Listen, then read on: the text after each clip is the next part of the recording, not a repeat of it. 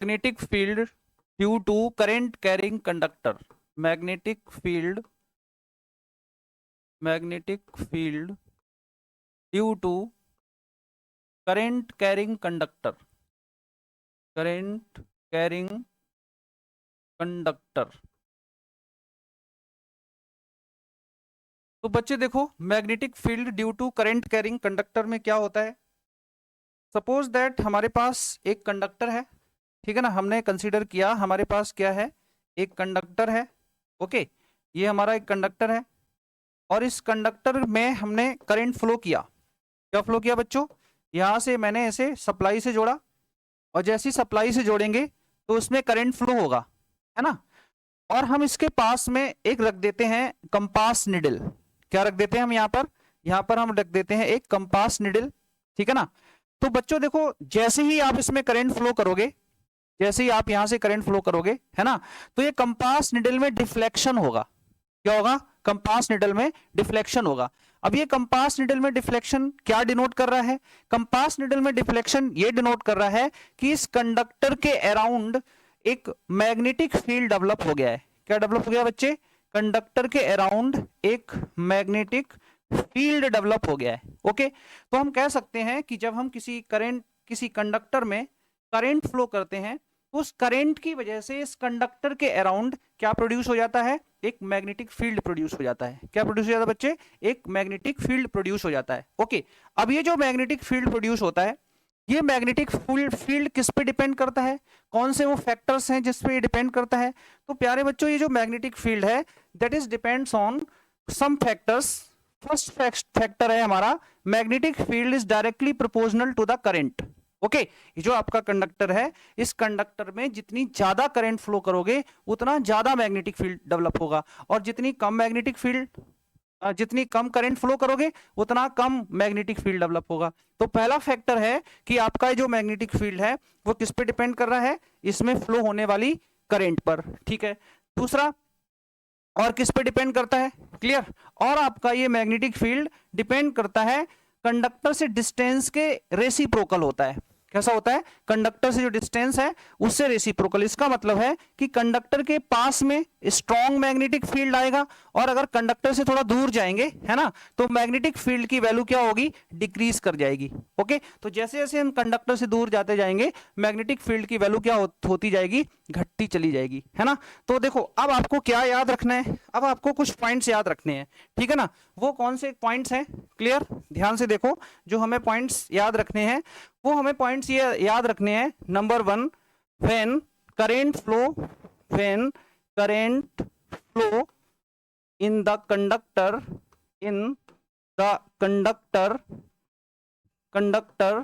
Magnetic field produced around it, ठीक है ना। मतलब पहला पॉइंट है कि जब हम किसी कंडक्टर में करंट फ्लो करते हैं तो बच्चों उसके अराउंड क्या प्रोड्यूस हो जाती है, एक मैग्नेटिक फील्ड प्रोड्यूस हो जाती है, ठीक है। सेकंड पॉइंट हमारा क्या है, ध्यान से रखना, ये जो मैग्नेटिक फील्ड प्रोड्यूस होती है, this magnetic field is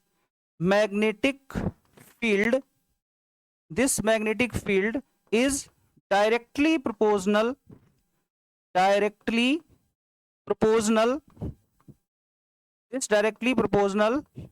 to the current flow। Okay, मतलब ये जो हमारी मैग्नेटिक फील्ड होगी ये कंडक्टर में फ्लो होने वाली करंट के कैसी होगी, डायरेक्टली प्रोपोर्शनल होगी। सेकंड पॉइंट, है ना। और देखो, आपको थर्ड पॉइंट यहां से याद रखना है, ठीक है ना, कि आपका this magnetic field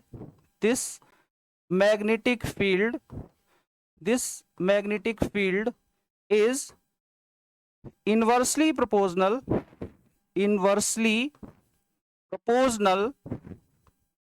this magnetic field inversely proportional to the distance from conductor okay, तो बच्चों यहां से हमारा B इनवर्सली प्रोपोर्शनल क्या हो जाएगा, R हो जाएगा, ठीक है ना।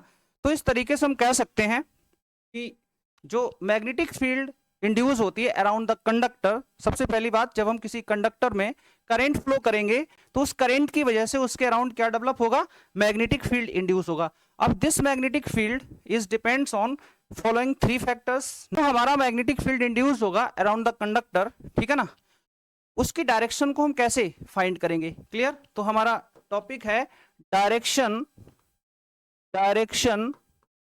Of magnetic field, direction of magnetic field due to current carrying conductor, current carrying conductor, ठीक है ना। तो बच्चों देखो, हमारे पास एक करंट कैरिंग कंडक्टर है और उस करंट कैरिंग कंडक्टर की वजह से क्या निकालना है, हमें मैग्नेटिक फील्ड की वैल्यू कैलकुलेट करनी है। ओके, तो ध्यान से देखो, हम डायरेक्शन निकालने के लिए यूज करेंगे, किसका यूज करेंगे, हम इसका यूज करेंगे राइट हैंड थंब रूल। किसका यूज करेंगे बच्चे, राइट हैंड थंब रूल का इस्तेमाल करेंगे। मतलब हम राइट हैंड थंब रूल का यूज करके क्या निकाल सकते हैं, मैग्नेटिक फील्ड की डायरेक्शन को फाइंड कर सकते हैं। Is that clear. तो अब देखो किस तरीके से फाइंड करेंगे। तो suppose that we consider a conductor, हम एक सबसे पहले एक कंडक्टर को लेते हैं, मान लो ये हमारा कंडक्टर है और इस कंडक्टर में करंट को फ्लो कर देते हैं। तो सपोज दैट हमने यहाँ आई एम्पियर का करंट फ्लो किया।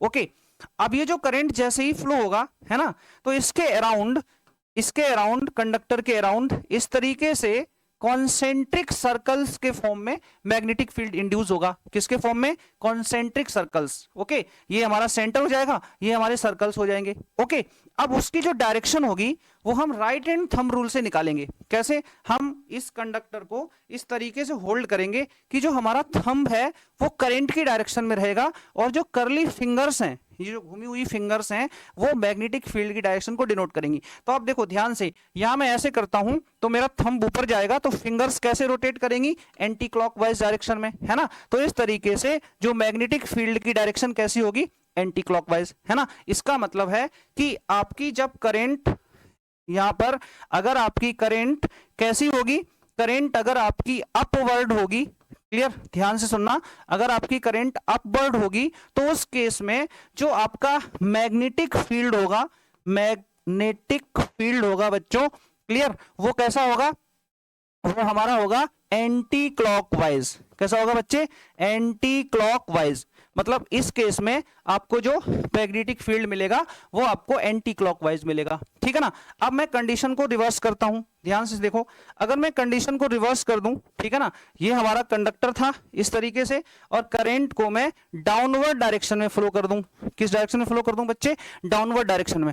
तो जब मैं इसमें डाउनवर्ड डायरेक्शन में करंट फ्लो करूंगा, ठीक है ना, तो आप देखो ऐसे, है ना, थंब को हम किधर रखेंगे, डाउनवर्ड डायरेक्शन में। थंब को मैं यहां से डाउनवर्ड डायरेक्शन में रखूंगा तो फिंगर्स मेरी किधर को रोटेट करेंगी, क्लॉकवाइज डायरेक्शन में। ओके, तो देखो ध्यान से, यहां पर जो हमारी फिंगर्स रोटेट करेंगी वो इस तरीके से क्लॉकवाइज डायरेक्शन में रोटेट करेंगी, है ना। इसका मतलब है कि जब हमारी करंट की डायरेक्शन डाउनवर्ड होगी उस केस में हमारा मैग्नेटिक फील्ड किधर को जाएगा, क्लॉकवाइज डायरेक्शन में जाएगा, है ना। तो हम इसको लिख सकते हैं, ठीक है ना, मतलब व्हेन करंट इज डाउनवर्ड, जब हमारी करंट कैसी है, करंट इज डाउनवर्ड, क्लियर, जब हमारी करंट डाउनवर्ड है तो उस कंडीशन में जो हमारी मैग्नेटिक फील्ड होगी बच्चों, मैग्नेटिक फील्ड वो कैसी होगी, वो हमारी हो जाएगी आपकी क्लॉकवाइज।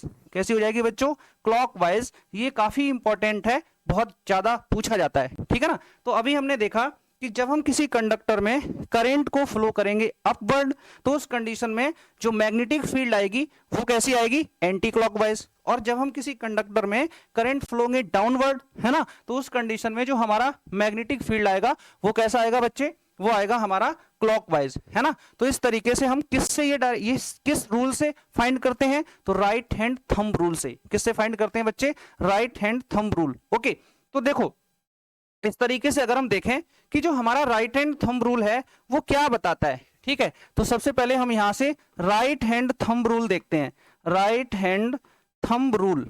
ओके, इस राइट हैंड थंब रूल को मैक्सवेल रूल भी बोलते हैं। कौन सा रूल बोलते हैं, मैक्सवेल स्क्रू रूल बोलते हैं। अब इस रूल के अकॉर्डिंग क्या होता है ना, हम एक कंडक्टर लेंगे, इस रूल के अकॉर्डिंग ध्यान से देखो, हम एक कंडक्टर लेंगे और उस कंडक्टर में करंट फ्लो कर देंगे इस तरीके से, है ना। अब देखो जो हमारा राइट हैंड है, उस राइट हैंड से उस कंडक्टर को इस तरीके से होल्ड करेंगे कि हमारा जो थंब है वो किसे डिनोट करेगा, वो करंट की डायरेक्शन को डिनोट करेगा। याद रखना बच्चों, जो हमारा थंब होगा, क्लियर, जो हमारा थंब होगा वो किसे डिनोट करेगा, वो करंट की डायरेक्शन को डिनोट करेगा, ठीक है ना। किसे डिनोट करेगा, करंट की डायरेक्शन को डिनोट करेगा।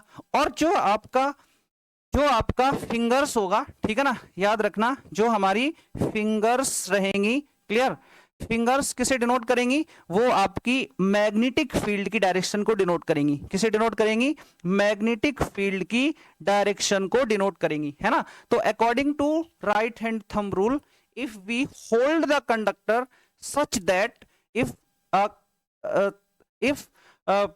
thumb denotes the direction of current, then fingers denotes the direction of magnetic field। Okay, तो इस तरीके से यहाँ जो आपकी फिंगर्स होंगी वो किसे डिनोट करेंगी, वो मैग्नेटिक फील्ड की डायरेक्शन को डिनोट करेंगी। Okay, so this rule is known as right hand thumb rule. इसे हम क्या बोलेंगे, राइट हैंड थंब रूल बोलेंगे। Okay, right hand thumb rule से ही हम क्या डिसाइड कर सकते हैं, किसी कंडक्टर के अराउंड मैग्नेटिक फील्ड की डायरेक्शन को डिनोट कर सकते हैं, ठीक है ना। चलो अब आप ध्यान से देखना, आगे हमारा काफी इंपॉर्टेंट है, क्लियर। जो आपकी यहां पर हम देखते हैं shape of magnetic field, shape of magnetic field, clear, due to straight current carrying conductor, straight current carrying conductor, ठीक है ना। तो जो हमारा स्ट्रेट करंट कैरिंग कंडक्टर है, उसकी वजह से मैग्नेटिक फील्ड जो आएगा उसकी शेप क्या होगी, मतलब वो किस तरीके से होगा। तो याद रखना बच्चे, जैसे ही आप किसी कंडक्टर को कंसीडर करते हैं, है ना, और उस कंडक्टर में करंट को फ्लो करते हैं, है ना, आई एम्पियर की करंट को फ्लो करते हैं, तो जो आपका मैग्नेटिक फील्ड प्रोड्यूस होगा, है ना, वो मैग्नेटिक फील्ड इस तरीके से कॉन्सेंट्रिक सर्कल्स के फॉर्म में फ्लो होगा। किस फॉर्म में फ्लो होगा बच्चे, ठीक है ना। यहां से जो मैग्नेटिक फील्ड आएगा वो हमारा कॉन्सेंट्रिक सर्कल क्या बनाएगा, कॉन्सेंट्रिक सर्कल्स बनाएगा। कॉन्सेंट्रिक सर्कल्स क्या होते हैं, ऐसे सर्कल जिनका सेंटर सेम होता है उन्हें कॉन्सेंट्रिक सर्कल बोलते हैं, है ना। तो यहां से देखोगे जितने भी आपके सर्कल्स बन रहे हैं, इन सभी सर्कल का सेंटर कैसा है बच्चे, सेम है। कैसा सेंटर है हमारा, सेम सेंटर है, ठीक है ना। तो इस तरीके से जो हमारी मैग्नेटिक फील्ड आएगी वो कॉन्सेंट्रिक सर्कल्स के फॉर्म में आएगी, ठीक है ना। चलो ये हमारा हो गया कंडक्टर के लिए। चलो अब हम बात करते हैं, ध्यान सुनना, मैग्नेटिक फील्ड ड्यू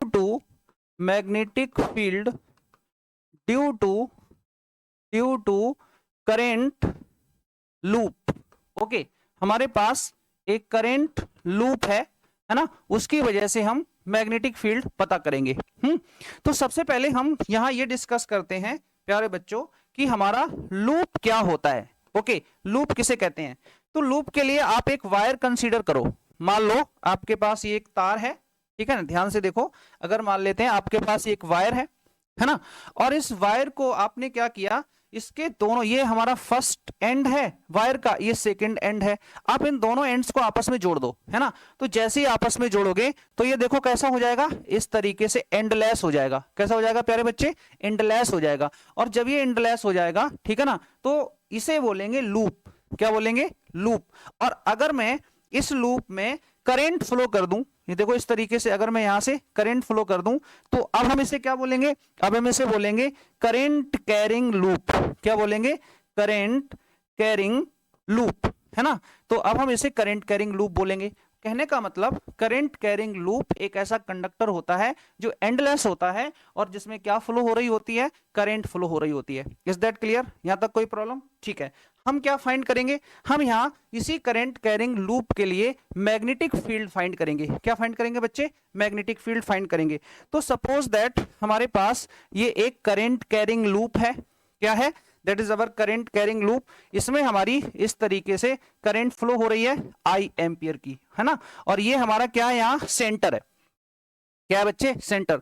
तो जैसे ही हम इस कंडक्टर में करंट फ्लो करेंगे, है ना, तो ये मैग्नेटाइज हो जाएगा और ये मैग्नेटिक फील्ड प्रोड्यूस करेगा। अब इससे जो मैग्नेटिक फील्ड प्रोड्यूस होगी वो कैसी होगी, तो ध्यान से देखो, अगर मैं इस वाले हिस्से में right hand thumb rule apply करूं, है ना, यहां पर, तो इसके अकॉर्डिंग देखो थंब मेरा ऊपर है करंट की डायरेक्शन में, मैग्नेटिक फील्ड हमारा कैसा रहेगा, एंटी क्लॉकवाइज। तो इस जगह पर जो आपका मैग्नेटिक फील्ड आएगा प्यारे बच्चों, वो इस तरीके से एंटी क्लॉकवाइज आएगा। कैसा आएगा, हमारा एंटी क्लॉकवाइज आएगा। और जो हमारा इस साइड वाला हिस्सा है, यहां पर देखो थंब को नीचे कर दूं और करंट फ्लो करूं, तो यहां पर जो आपका मैग्नेटिक फील्ड बनेगा, देखो यहां से वो बच्चे क्लॉकवाइज डायरेक्शन में बनेगा, इस तरीके से क्लॉकवाइज, है ना।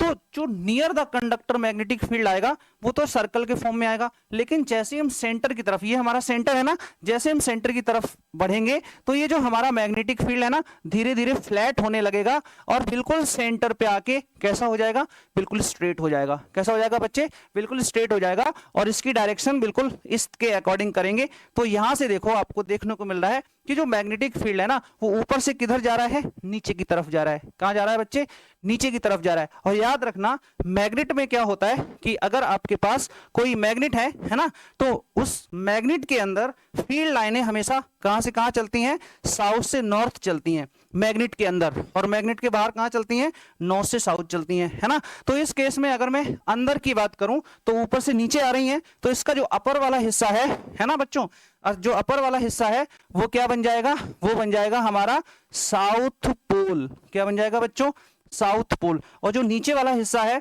ये मेरा क्या बन जाएगा, ये बन जाएगा मेरा नॉर्थ पोल। ओके, तो अब हम कह सकते हैं कि अगर आपके पास कोई करंट कैरिंग लूप है और उसमें आप करंट फ्लो करोगे तो वो लूप मैग्नेटाइज हो जाएगा और उसमें हमारी जो मैग्नेटिक फील्ड प्रोड्यूस होगी वो कुछ इस तरीके से होगी, बिल्कुल नियर द कंडक्टर वो सर्कुलर होगी, लेकिन जैसे हम धीरे धीरे सेंटर की तरफ मूव करेंगे वो आपकी मैग्नेटिक फील्ड कैसी होती जाएगी, धीरे धीरे फ्लैट होती जाएगी, बिल्कुल सेंटर पे जाके कैसी हो जाएगी बच्चों, ये बिल्कुल स्ट्रेट हो जाएगी। Okay, so this is the diagram for the magnetic field due to current carrying loop, है ना। दिस इज मोस्ट इंपॉर्टेंट, बहुत टाइम पूछा जाता है।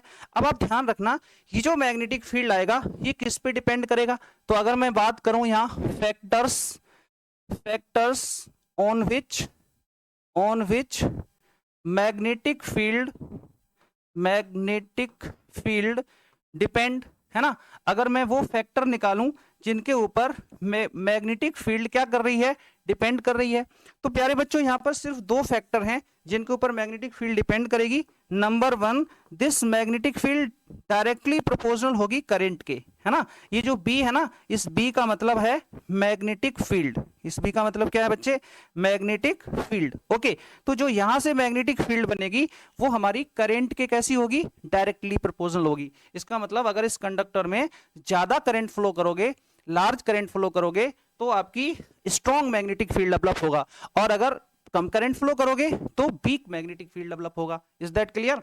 चलो अब देखो दूसरा किस पे डिपेंड करेगा, this magnetic field inversely proportional होगा radius of the loop. Okay, ये जो आपका लूप है, इस लूप का आपका रेडियस है ना, यहां से लेकर यहां तक की डिस्टेंस क्या है, इसकी रेडियस। ओके, तो अगर आपका रेडियस लार्ज होगा, याद रखना रेडियस अगर लार्ज होगा तो मैग्नेटिक फील्ड कम डेवलप होगा, है ना, और अगर रेडियस कम होगा तो स्ट्रॉन्ग मैग्नेटिक फील्ड डेवलप होगा। ओके, तो इस तरीके से हम फाइंड कर सकते हैं कि किस तरीके से magnetic field due to current carrying loop होता है। ओके, चलो अब हम बात करते हैं नेक्स्ट, ठीक है ना। अब हम निकालेंगे magnetic field due to solenoid. Okay, ध्यान से देखना, ये काफी इंपॉर्टेंट है। Magnetic field due to solenoid. Okay, तो अगर आपको मैग्नेटिक फील्ड निकालना है ड्यू टू सोलेनॉइड की वजह से मैग्नेटिक फील्ड फाइंड करना है, तो उससे पहले हमें समझना पड़ेगा कि हमारा सोलेनॉइड क्या होता है। ओके, कि हम सोलेनॉइड किसे कहते हैं। तो बच्चे देखो बहुत ध्यान से देखना, जो आपका सोलेनॉइड होता है ना, वो क्या होता है, वो हमारा एक इस तरीके से, क्लियर, हम यहां पर एक कोर ले लेंगे।